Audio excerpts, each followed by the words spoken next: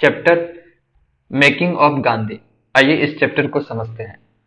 Gandhi South Africa episode 1893 to 1914। Gandhi ji के South Africa के सफर को समझते हैं, जो उनकी जिंदगी का एक इम्पोर्टेंट हिस्सा था। यहाँ उन्होंने अपनी सत्याग्रह यानी कि नॉन वायलेंट रेजिस्टेंस की जर्नी शुरू की थी, जो बाद में इंडिया में भी बहुत फेमस हुई। चलिए देखते हैं। Gandhi's arrival in South Africa 1893। Gandhi ji 1893 में साउथ अफ्रीका गए थे एक लीगल केस के लिए। उनके क्लाइंट का नाम था दादा अब्दुल्ला। गांधी जी को ये केस जीतना था, लेकिन जब वो साउथ अफ्रीका पहुंचे, उन्होंने वहां रेशियल डिस्क्रिमिनेशन का सामना किया। वहां एशियंस को बहुत बुरा ट्रीट किया जाता था। उन्हें वोटिंग राइट्स नहीं दिए जाते थे और उन्हें अक्सर अनसैनिटरी कंडीशन में रहने के लिए फोर्स किया जाता था। मॉडरेट फेज ऑफ स्ट्रगल को देखते हैं। 1894 to 1906। Petition and memorial. Gandhi ji ने ब्रिटिश और साउथ अफ्रीकन अथॉरिटीज को पेटिशन और मेमोरियल भेजे ताकि वो इंडियन कम्युनिटी के लिए कुछ करे। उन्होंने सोचा कि अगर वो ऑफिशियल चैनल के थ्रू अपनी बात रखेंगे तो शायद उनकी प्रॉब्लम सॉल्व हो जाएगी।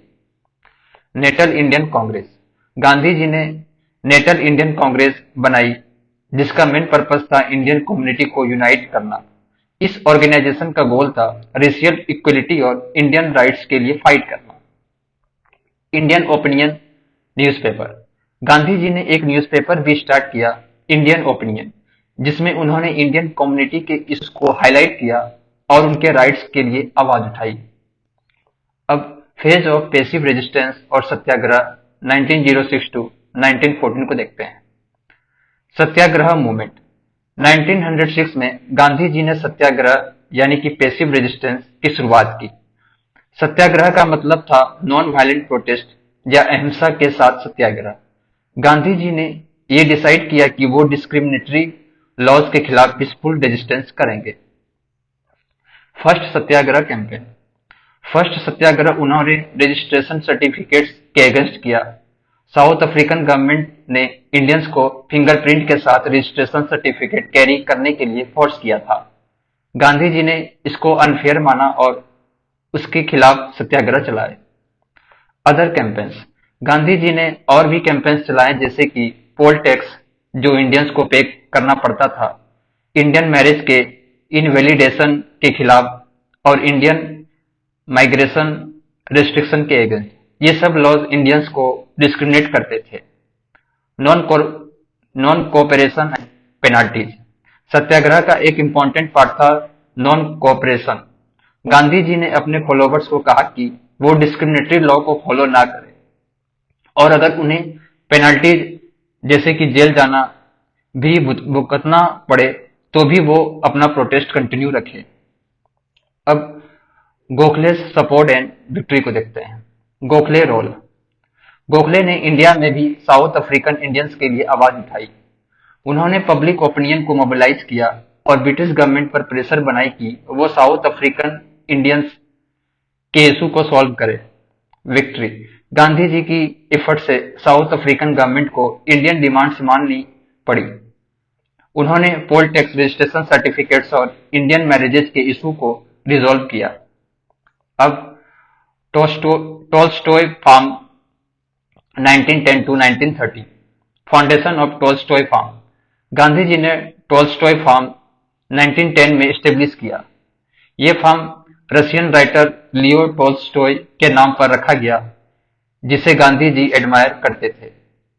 टोल्स्टॉय फार्म का मेन एम था एक सेल्फ सस्टेन कम्युनिटी बनानी जो सिंपल लिविंग और सोशल सर्विस के आइडियल को फॉलो करे। Educational experiment. टोल्स्टॉय फार्म को एक एजुकेशनल एक्सपेरिमेंट के रूप में स्टार्ट किया गया। यहाँ पर गांधी जी ने अपने फॉलोवर्स को मैनुअल वर्क, सिटीजनशिप और सोशल सर्विस के इंपॉर्टेंस को समझाया। Phoenix farm 1904। टोल्स्टॉय फार्म से पहले गांधी जी ने फोइनिक्स फार्म 1904 में बनाया था। ये फार्म भी सेल्फ सस्टेनेबिलिटी और मैनुअल वर्क के प्रिंसिपल्स पर बेस्ड था। इम्पैक्ट। टोल्स्टॉय फार्म सिंबल बन गया था गांधी जी के सिंपल लिविंग और सेल्फ रिलायंस के आइडियल का। ये फार्म सत्याग्रही फैमिलीज के लिए शेल्टर भी था। अब बात करते हैं कुछ की टर्म्स की। सत्याग्रह, सत्याग्रह का मतलब है ट्रूथ और नॉन वायलेंस के साथ रेजिस्टेंस। गांधी जी का बिलीव था कि अगर हम अहिंसा के साथ अपनी बात रखेंगे तो हम जीत सकते हैं। पैसिव रेजिस्टेंस, पैसिव रेजिस्टेंस का मतलब है non violent protest. Gandhi ji ने यह मेथड अपनाया जिसमें लोग डिस्क्रिमिनेटरी लॉज के अगेंस्ट पैसिवली प्रोटेक्ट करते थे। टोल्स्टॉय फार्म, टोल्स्टॉय फार्म एक कम्युनिटी था जो सेल्फ सस्टेन थी और गांधी जी ने यहाँ अपने फॉलोवर्स को मैनुअल वर्क और सिंपल लिविंग के प्रिंसिपल सिखाए। अब बात करते हैं Gandhi in India 1915 to 1918। Gandhi ji का इंडिया में आना और उन्होंने जो मूवमेंट चलाए वो हमारे फ्रीडम स्ट्रगल के लिए बहुत इंपॉर्टेंट थे। चलिए समझते हैं उनके कुछ की मूवमेंट्स और उनके इम्पैक्ट को।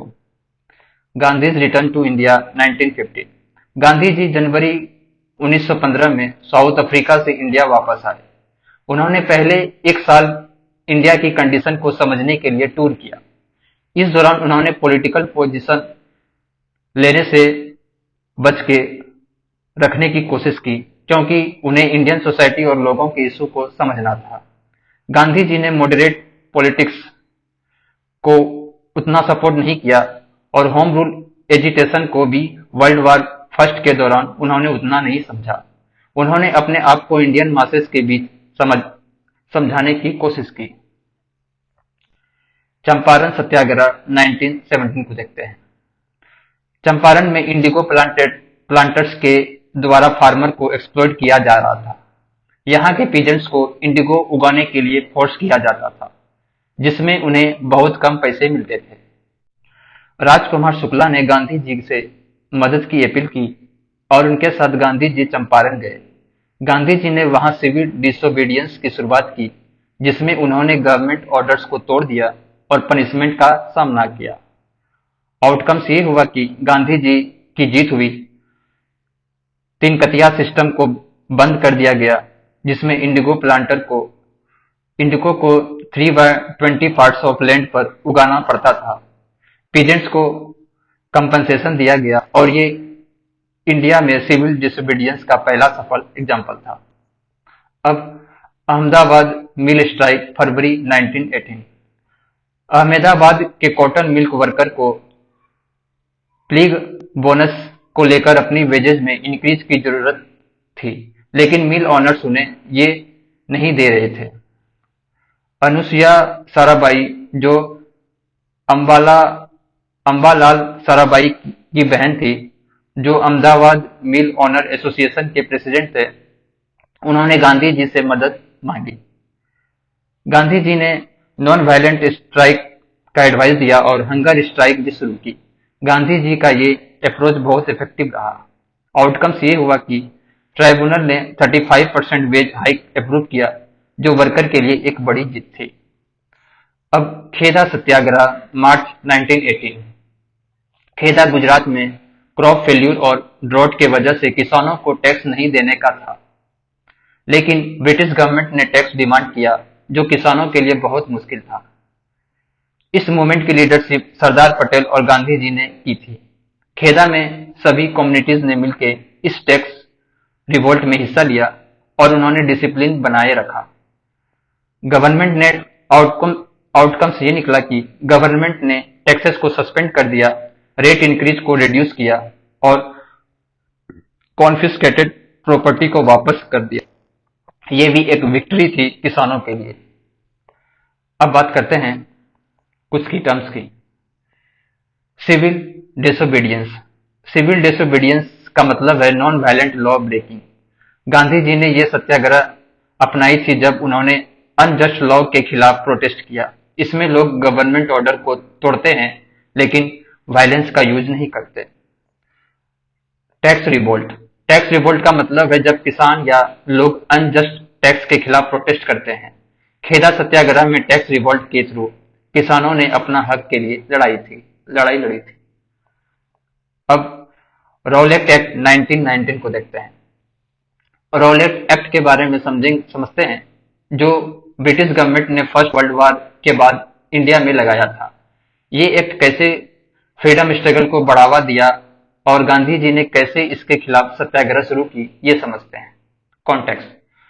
रॉलेट एक्ट को मॉन्टेग्यू चेम्सफोर्ड रिफॉर्म के थोड़ा पहले 1919 में इंट्रोड्यूस किया गया था। इस एक्ट को सेडिशन कमिटी के रिकमेंडेशंस पर बनाया गया था, जिससे सर सिडनी रॉलेट ने हेड किया था। Purpose of the Rowlatt act. Rowlatt act का मेन पर्पस था ब्रिटिश गवर्नमेंट को एक्स्ट्रा पावर देना, ताकि वो डिसेंट यानी वायलेंस ऑफ ब्रिटिश रूल को इजिली सप्रेस कर सके।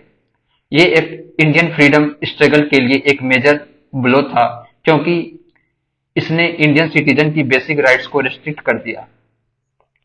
Detail of the Rowlatt Act को देखते हैं। ऑफिशियली इस एक्ट का नाम था anarchical and revolutionary crime act. ये एक्ट सेडिशन यानी एंटी गवर्नमेंट एक्टिविटीज को टारगेट करता था और एक्स्ट्रा ऑर्डिनरी पावर देता था गवर्नमेंट को। आइए की provisions of the Rowlatt Act को देखते हैं। Trial without jury.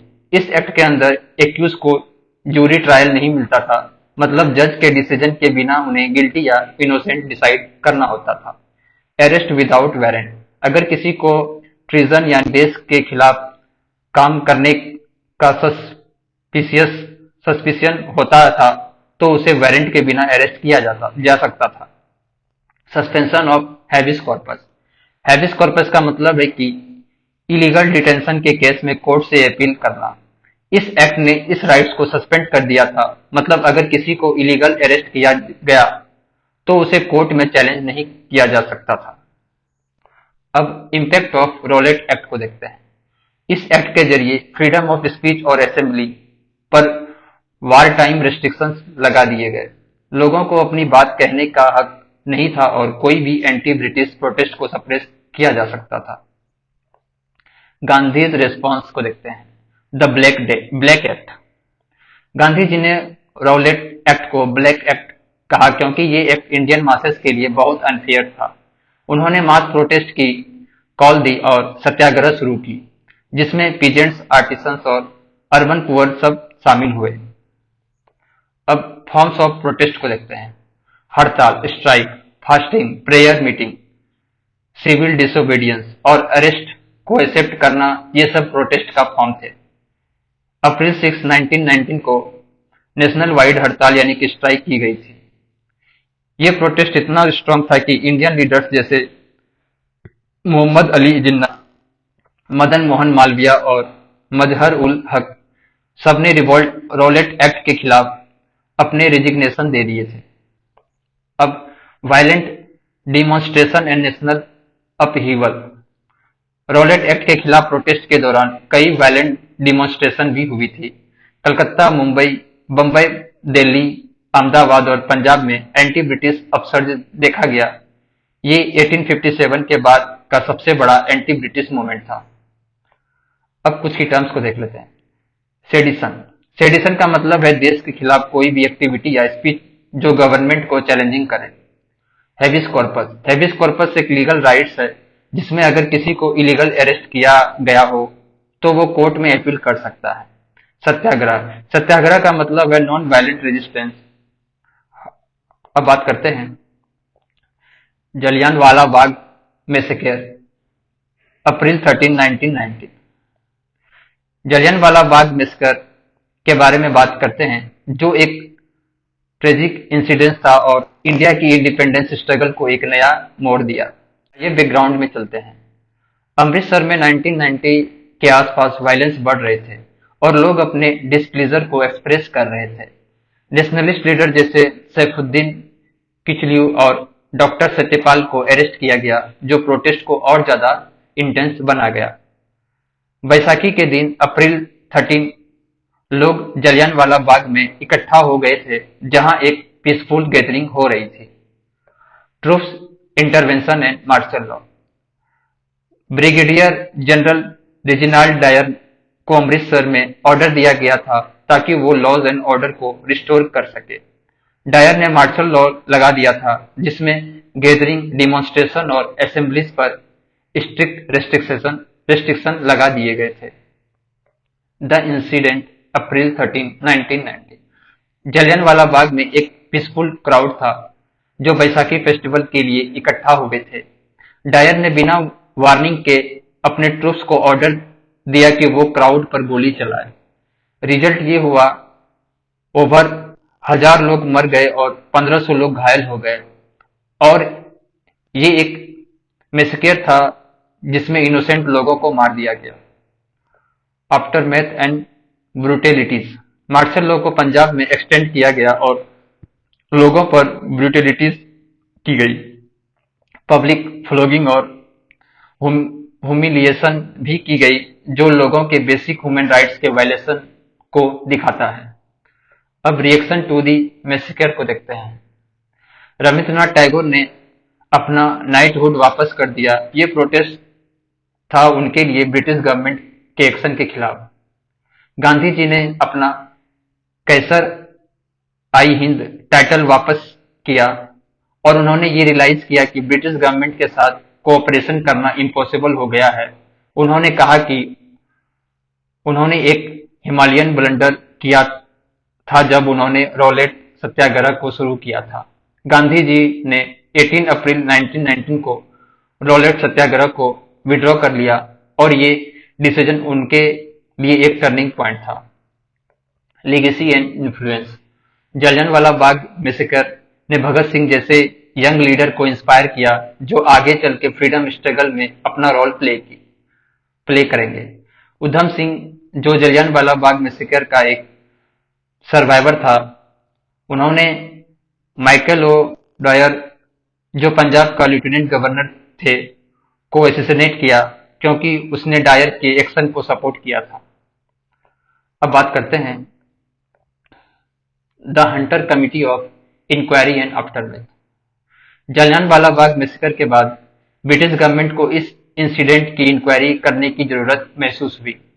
इसलिए एडविन मॉन्टेग्यू, जो secretary of state for India थे, ने डिसऑर्डर इंक्वायरी कमेटी बनाई जो बाद में हंटर कमेटी के नाम से जाना गया। चेयरमैन थे लॉर्ड विलियम हंटर, जो स्कॉटलैंड के फॉर्मर सोलिसिटर जनरल थे। पर्पस ऑफ द कमेटी को देखते हैं। हंटर कमेटी का मेन पर्पस था बम्बई, दिल्ली और पंजाब में जो रिसेंट डिस्टर्बेंस हुए थे, जैसे स्पेशली जलियांवाला बाग मैसेकर, उनकी इन्वेस्टिगेशन करना। कमेटी को ये भी जांचना था कि कौन से मेजर्स लिए गए थे और उन डिस्टर्बेंसेस के कॉजेस क्या थे। कमेटी के मेंबर को देखते हैं। हंटर कमेटी में 3 इंडियंस मेंबर भी थे। सर चिमनलाल हरिलाल सेतलवाल मुंबई यूनिवर्सिटी के वाइस चांसलर थे। पंडित जगत नारायण लॉयर और लेजिस्लेटिव काउंसिल के मेंबर थे। Sardar Sahibzada Sultan Ahmed Khan lawyer from Gwalior state. Hunter committee reports March 1920 को देखते हैं। हंटर कमेटी ने कोई पेनल या डिसिप्लिनरी एक्शन नहीं दिया, लेकिन जनरल डायर को कॉन्डेम किया गया। उन्हें ये कहा गया कि उन्होंने फायरिंग से पहले लोगों को डिस्पर्स करने का नोटिस नहीं दिया और उन्होंने अपनी अथॉरिटी को ओवरस्टेप किया। Minority report. उन्होंने कहा कि जलियांवाला बाग में इनोसेंट लोग थे, कोई प्रायर वायलेंस नहीं थी और डायर के एक्शन को इनह्यूमन और अनब्रिटिश कहा। अब एक्शन ऑन डायर को देखते हैं। Indemnity act. इंडेमनिटी एक्ट को प्रीसीडिंग के पहले पास किया गया, जिसमें ऑफिसर को लीगल कॉन्सिक्वेंसेस से बचाया गया। इसे कांग्रेस ने व्हाइट वॉशिंग बिल कहा क्योंकि इसने डायर और उसके जैसे ऑफिसर को लीगल प्रोटेक्शन दिया। Dyer dismissal. विंगस्टन चर्चिल ने हंटर कमेटी रिपोर्ट को रिव्यू किया और डायर को डेंजरस माना। मार्च 1920 में डायर को डिसमिस कर दिया गया। Public supports in Britain. Dyer को हर जगह कॉन्डेम नहीं किया गया। हाउस ऑफ लॉर्ड में उसके लिए सपोर्ट था और कुछ लोग ने उसके लिए फंड रेज किए, जैसे रूडयार्ड किपलिंग ने। Honouring of Dyer. Golden Temple के क्लर्जी ने डायर को होनर किया, जिससे सिख श्रीन मैनेजमेंट रिफॉर्म्स की डिमांड और भी इंटेंसिफाई होगी। अब impact on Sikh shrines and gurdwara reform movement को देखते हैं। गुरुद्वारा रिफॉर्म मूवमेंट का एक बड़ा रीजन डायर के एक्शन के बाद का डिसकॉन्टेंट था, जिसमें सिख कम्युनिटी को लगा कि श्राइन मैनेजमेंट को इम्प्रूव करना जरूरी है। कांग्रेस ने डायर के एक्शन को इनह्यूमन कहा और मार्शल लॉ को पंजाब में अनजस्टिफाई माना। कांग्रेस के लीडर जैसे मोतीलाल नेहरू, सीआर दास, अब्बास त्याबजी, एमआर जयकर और गांधी ने इस इंसिडेंट को स्ट्रांगली क्रिटिसाइज किया। अब बात करते हैं कुछ की टर्म्स की। इंडेमनिटी एक्ट, ये एक लीगल प्रोविजन था जिसमें ऑफिशियल को इम्यूनिटी दी गई थी ताकि उन्हें अपने एक्शन के लिए लीगल कॉन्सिक्वेंसेस का सामना ना करना पड़े। अब बात करते हैं नॉन कॉरपोरेशन मूवमेंट एंड खिलाफत इशू। खिलाफत इशू का ओरिजिन वर्ल्ड वॉर फर्स्ट के बाद हुआ, जब ब्रिटिश ने टर्की को बहुत ज्यादा मिसट्रीट किया। मुस्लिम के लिए सुल्तान ऑफ टर्की